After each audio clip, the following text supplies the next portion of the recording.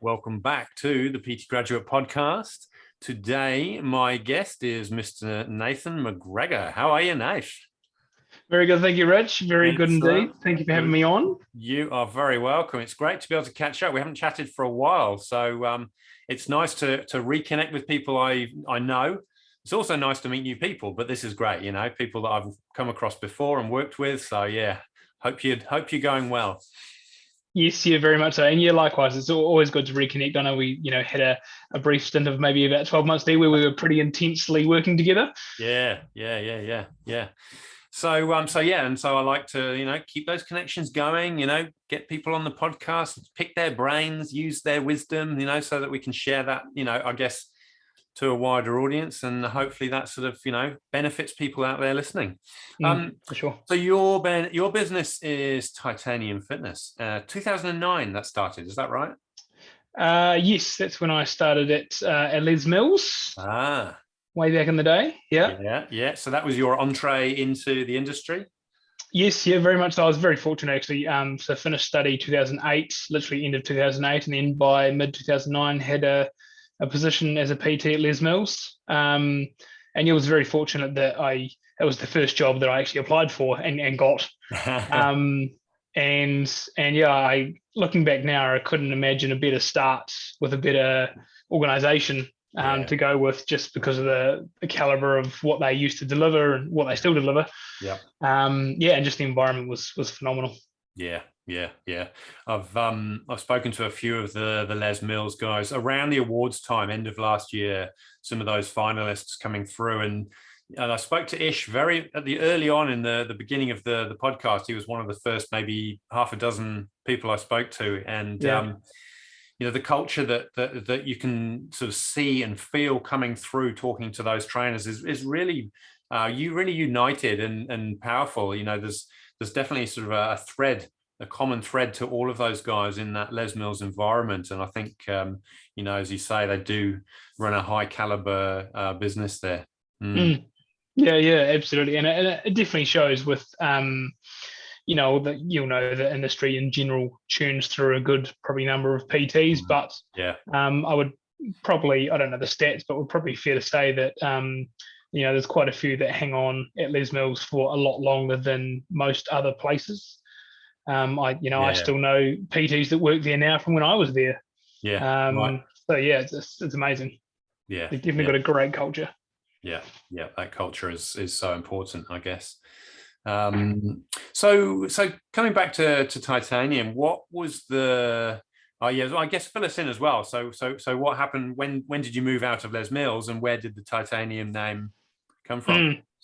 Yeah, so Titanium Fitness actually was born when I was at PT college.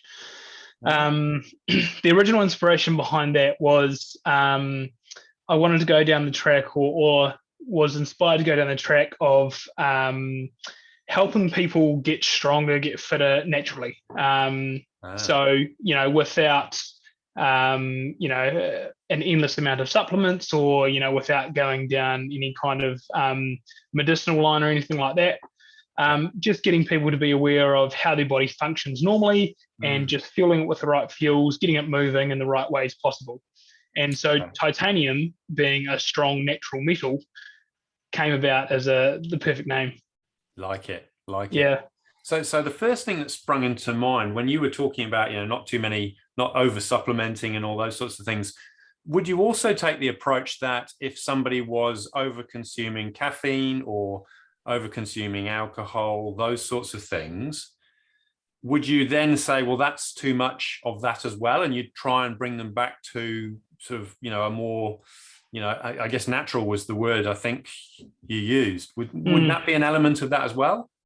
Yeah, definitely. I mean, we both know that all plays into lifestyle. So definitely, getting people to understand how that affects well-being, how that affects the lifestyle, how that affects, the productivity and performance on a daily basis. And just getting them to check in as to, is that beneficial? Is that aiding me in the direction that I want to go? And if it's not, then maybe we look at reducing that and restructuring it a little bit differently. Yeah. And I guess that's those lifestyle modifications, aren't they? Yeah, absolutely. That list that I've got here, I've literally lifted it from Facebook. So apologies, there's not too much deep diving, but people, family. I like the third one, high quality conversations. That puts me under pressure straight away. I don't mean that literally, but I know that you're into PH360 and you're a crusader, and crusaders don't like small talk. So no. I suspect that, high quality conversation means no small talk, thanks. If we're going to have a chat, let's talk about the important stuff. So I'm on notice. Absolutely. You know as well as I do. Yeah. Nature. I've seen lots of photos of you out with the dog, and animals is the next one on the list. So I guess those two things tying together, and sort of kind of taken for granted, really. But fitness and then of course chocolate, which everybody needs a bit of chocolate, right? Whether it's for sure dark, milk, white, whatever it might be. Yep, you got it. So at least we're attempting to tick off that high quality conversation element. In terms of fitness, you're a runner, aren't you? That's kind of one of your things. Yeah, running's something that I've always loved doing. And having learned more on the pH aspect, I know running's definitely something that calms my mind. It's kind of like my therapy. Sure, it helps me keep fit and stay fit, and helps me run around the pitch like a headless chicken at football. But it's definitely a therapy for me as much as it is a fitness regime. Yeah. And so, how long ago did you sort of start tapping into the PH360 world as a component of your business? That was only a couple of years ago, actually. So only back in 2020 was when I did my original course. But I've known about it for, I don't know, probably a good 7 or 8 years, to be honest. And have always been fascinated about it when I first heard about the concept of it. And it's always been on my radar to upskill in that and learn more about it. And I haven't regretted doing that since. What's it added to your business in terms? This is not a free advertising for PH360. I've touched on this subject with other guests, but I haven't really gone into a hell of a lot of detail. It would be quite useful, maybe to dig a bit deeper. But so how's it enhanced your business and how you work with people? From a client perspective, I've seen people just really get a good understanding of how they operate. And for a couple that I'm specifically thinking of, it came across as like a breath of fresh air. And from the perspective of, I've been trying this angle in the gym and health and fitness for so many years, and it hasn't worked for some reason. And now you're telling me that I can do this way. And, that's for one person in particular, that was as simple as, like starting slower in the morning, having a slower morning, doing her heavy, intense exercise in the afternoon to early evening. Right. Whereas previously she would just cram her like HIIT sessions and cardio sessions into the morning just to get over and done with. Yeah. So for her, it was very much a breath of fresh air. It was a revelation that she didn't have to do it like everyone else was doing it, and that her biology was tailored more towards doing it in the afternoon. Yeah. And her results reflected that. Like as soon as we orientated her day and her schedule and everything to suit what her body actually wanted and needed, things started to shift overnight. Really? Yeah. And it was, initially it was things like just mental clarity, and then it was just more prolonged energy, just feeling more upbeat in the day. Within probably a week or two, it was, considerable weight loss, like we're talking anywhere from 1 to 2 kgs type thing. Right. I know for a fact, and I've got it on my my coach's dashboard. I know she lost something like 9 kgs in the first 8 to 9 weeks. Crikey! So really accelerated. Change. Yeah. It was just like literally a light switch. Yeah, that's phenomenal. And I guess that sounds like one of the endomorph bodies. Your diplomat or your guardian side of the wheel, and typically those are the bodies that don't necessarily change particularly quickly, do they? They take time to make progress, and that's why they don't always see results in the gym, particularly if they're doing it going against their natural inclinations. So Yeah, it's as powerful as flipping a switch. Awesome. Mm. Awesome. Any other the stories are the best bit, right? It's hearing what's actually happened on the ground. Have you Yeah. got any others that you can think of that are sort of similar but maybe in a different way that Yeah, no, yeah? definitely, absolutely. Okay. Yeah, no, I've got probably a couple from one client who was a connector type client. I think she was kind of cusp of connector activator. But Okay. anyway, so one thing that I did for her, again, when I learned more about the pH stuff and looked at her profile, was getting her to understand that part of everything she was all about was about enjoyment and about fun and about essentially playtime. Right. And actually, I drew a bit of stuff from HMC into her training, Cool. and basically incorporated, got rid of a lot of the structured approach, like I do for myself, the Crusader type. Got rid of a lot of that structure. Yeah. Yeah. And we literally just played games. And it was like, we'd play with tennis balls in the gym, we'd play with medicine balls, we'd do little competitions with each other to see who could like transport cones from one end of the sprint track to the other type thing. Yeah. And she loved it. Absolutely loved it. And again, the results for her was there's a little bit of weight loss, but for her it was more just the fact that she was actually feeling good about exercising and enjoying being in the gym. Yeah. And I should have pre-framed that. So previous to that, she was not a gym person, and she didn't like going to the gym because she felt like she was being judged. Everyone was looking at her type thing. She didn't know if she was doing stuff right. But yeah, it got to a point where she actually authentically enjoyed being in the gym and doing exercise. Awesome.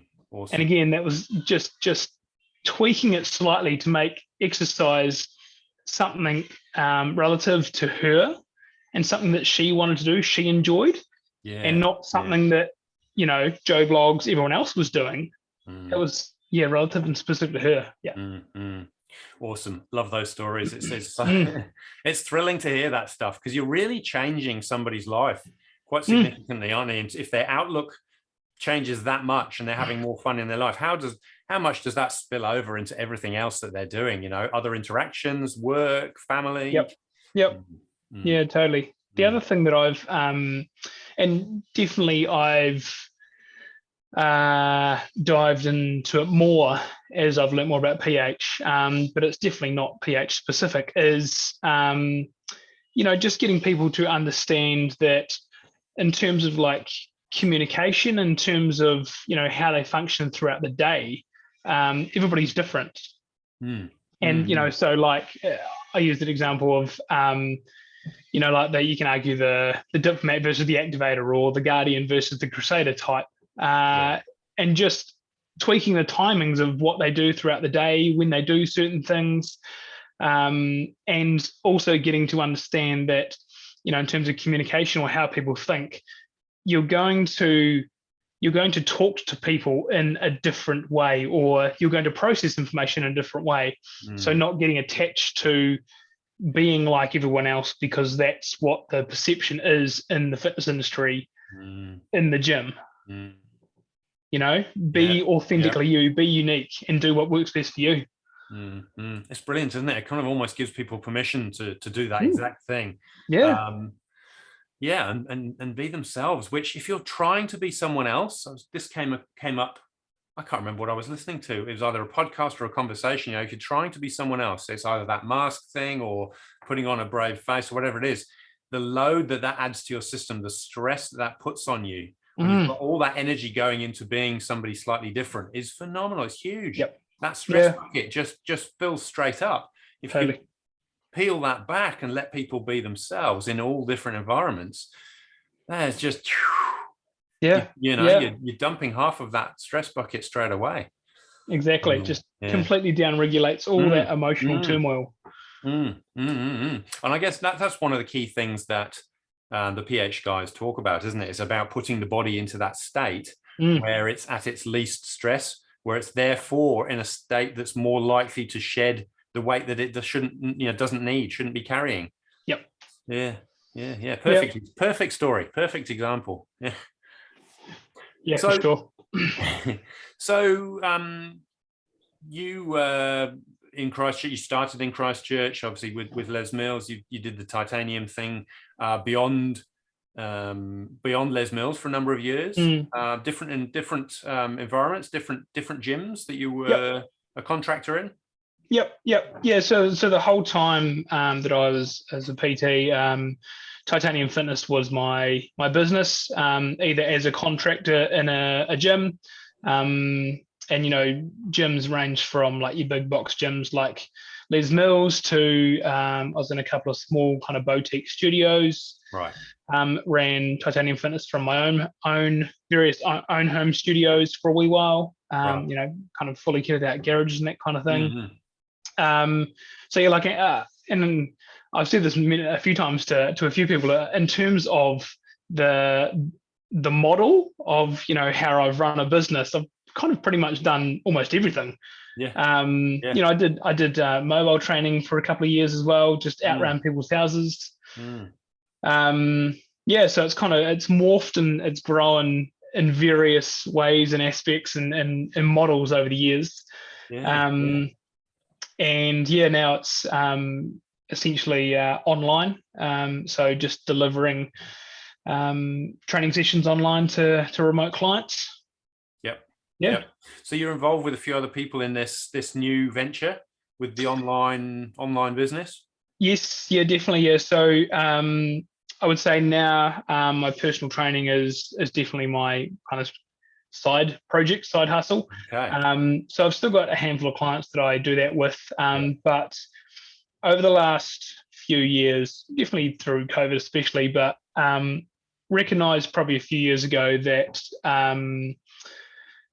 well-being in the workplace was something that really inspired me and something that I really wanted to focus on. Yeah. And so the transition over the last couple of years especially has been focusing on corporate wellness and how we can tailor well-being in the workplace to specific organizations. Right. And yeah, with our new venture, Rise Wellness, we've integrated pH fully into that. Yeah. So essentially taking the idea of personalization from a PT point of view to extrapolating that out to an entire company. Got you.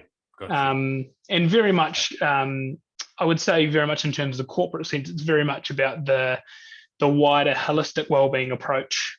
And that's definitely something that I did with individual clients as well and focused on more kind of like a life coachy aspect. But definitely in a corporate sense, it's more about the holistic wellbeing. It's about like we talked about before, the stress management, the emotional wellbeing, and just understanding how the individual functions and how they thrive, and then getting individuals to understand that together. Yes. Yeah. It's something I've touched on in that same space and done a couple of sort of intro presentations for organizations, and from a personality point of view, and it just helps people. It raises people's awareness. Oh, that's what I am, because they'll do the free what's it called? Where you kind of find out what your biotype is. Yep, the free test. Yep, it gives them a flavor of what's going on. But then they'll realize that they've got colleagues who are other different types. Yes. And then when you help to explain to them the differences in those types, there's that level of empathy that goes up in the workplace, where people go, oh, that's why he's quiet, in the morning, or he's quiet in the afternoon, or likes a bit of time on his own, or can't stop talking around the water cooler, or, it's you start to see things that you take for granted in the day-to-day, busyness of work, but it's all explainable using that structure of pH 60, isn't it? And it's like, for sure, light bulb. Yep. Totally, yeah. And that's one thing that I love about it. Whether you're using it pH in a PT sense, but definitely something that I've really noticed using it in the corporate sense is those little light bulbs, all those epiphanies that come up, that the realizations that, oh, that person is like that because of that reason. But then taking that point of view and empathizing with it, so then being able to work in with that person where they work best, when they work best, and not stressing them or triggering them with something that's going to set them off. Yeah. Yeah. Yeah, there's been some very, very cool revelations Yeah. You don't over the last couple of programs that we've done. And yeah, incredibly inspiring. Yeah, yeah. You don't dump a pile of work on a diplomat's desk and go, no. I need that back tomorrow. No, definitely not. Definitely not. So are you approaching organizations nationally or internationally because it's all online, or how does it work? So initially we're focusing nationally. So we've got a couple of programs on the go at the moment. One in particular is a national organization that we're just looking to expand out from. We originally started in Christchurch, and we're looking to expand out to other regions. So nationally initially. And yeah, although we deliver essentially all of the program online now, something we do really want to get back to is doing, whether it be half day or full day or retreats in person, and actually just really getting that face-to-face connection, because we recognize that that is something that people value, and that is something that is essentially valuable for well-being. Of course. Yeah, yeah. And I guess now things are getting a little bit more relaxed in New Zealand. Ability to then go in and go face-to-face is that much better, more relaxed, more opportunity to do that now, I suppose. Yeah, absolutely. Yeah. And also with the, with the borders starting to open up and be a little more free, there's no reason why we couldn't get an organization or a contract in Australia that we could then go over and do a 2 or 3 day kind of workshop with. Yeah. Fantastic. Oh, it's exciting times. Mm. Yeah, good stuff. I want to join in. I'm kind of doing a similar thing on my own, but it's not on the same scale. But it's it's just as rewarding, isn't it? Because you feel like you're impacting more people at once, and for me, that's really, really satisfying to be able to leverage the knowledge and information that you've got to have a spread across an organization rather than just individuals. Yep. Yeah, for sure. Yeah. And yeah, very much like I said before, it's, we can address things on an individual level with a specific person, but then, like you've just said, when you expand that out to, teams of say 10 to 20 people, and then a whole organization of, let's say, several hundred or even several thousand people, and although not instantaneously, you start to see over time, you start to see culture changes, you start to see shifts. And with one particular organization we're working with, we've seen that over time they have had these little wee culture changes and culture shifts, and that's just come about from people understanding people a little bit more and being able to, like I said before, work in with specific people when they work best, how they work best.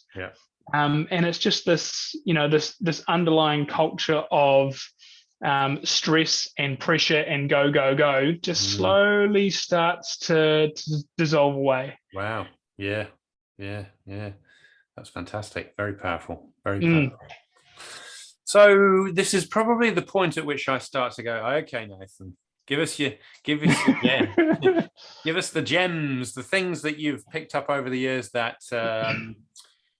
things that have worked well, or things that haven't gone so well, you've gone, right, I've learned from that, I won't do that again. What anything sort of top of mind that you can think, yes, that would be a good golden nugget? Yeah, for sure. One thing that I always tell new trainers getting into industry is go and work in a big gym somewhere. And I mean that from the perspective of surround yourself with a big team of other trainers and coaches that you can learn from. Surround yourself with, a really good and vast membership base. So, you can get a whole range of diverse people that you can just even watch, but also work with. I think, working in that kind of environment is immensely valuable for someone who's just starting in the industry, or even someone who, like myself, after working on my own for a while, went back into a high-end health club last year, and being back in that team environment is just kind of reinvigorates the meaning and the significance of why you do what you do.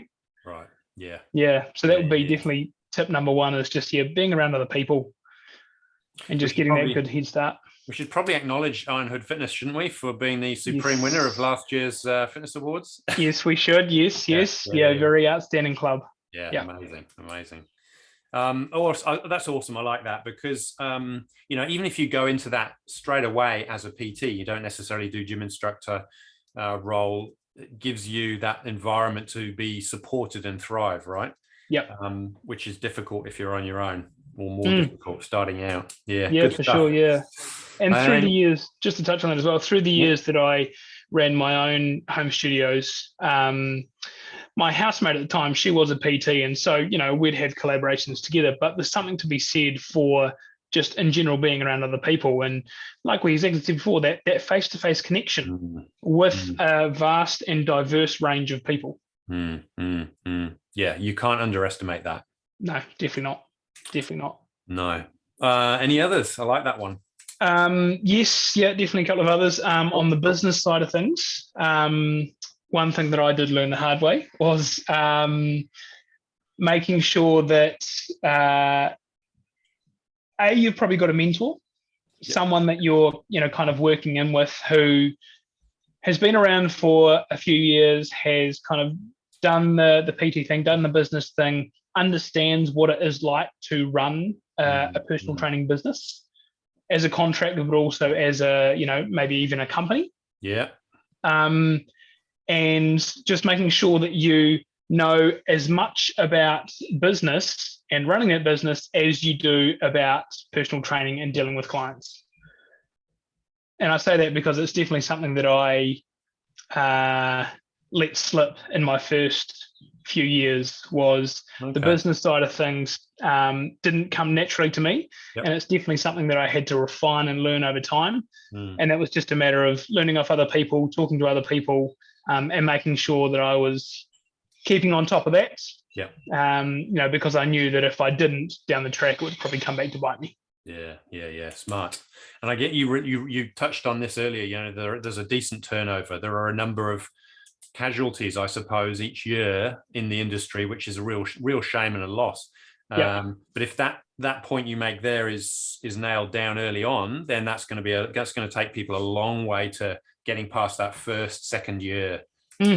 Yeah, for sure. Absolutely. And I think also as well as ensuring that your own business survives, I think it also gives a certain level of confidence in yourself that you can actually do this, that you can actually deal with clients' health and well-being, but you can actually also run a business. Yeah. And you can expand your skills, and that might translate to in the future running a business of another kind. True that. Yeah, absolutely. There's a lot of transferable skills that shift across. Yeah. Helps you identify where your strengths and weaknesses are as well, doesn't it? Because we've all got natural talents. And like you said, the business stuff didn't come naturally, whereas I was the opposite. It was like that stuff came naturally, but the technical stuff I had to really work hard on. So we're all different. Yeah, for sure. Absolutely. Any others? Probably the only other major one that comes to mind would be very much attributed to what I said before about being around other trainers and being other people, is just keep learning. But at the same time, make sure that you're not just continuously learning and not applying. Learn something and apply it as you go, but make sure your skills, your knowledge, and your wisdom just keeps evolving, keeps growing. Because we all know the fitness industry, new trends come up every week. It always seems like. And particularly when you dive into something like PH 360, the depth of the information there and the vastness that you can dive into is just extraordinary. And so just making sure that you're keeping up with what's relevant, and you're exploring new avenues and new options. And I also say that from the point of view of don't be afraid to explore something that you're not 100% sure about, and don't be too caught up on if it's not your thing. Yeah. I've definitely done things over the years where I thought it was a great idea at the time. I've invested some money, paid for a course, and then gone, actually, that's probably not my thing. Yeah. Refocus on something else. Yeah. Yeah. And sometimes you don't know till you try, do you? Because Exactly. it's not until you're on the inside, you know what the detail is and where the value may be for you. But you're right. It's still part of that learning process, and you're still going to get stuff out of the things that you decide weren't for you.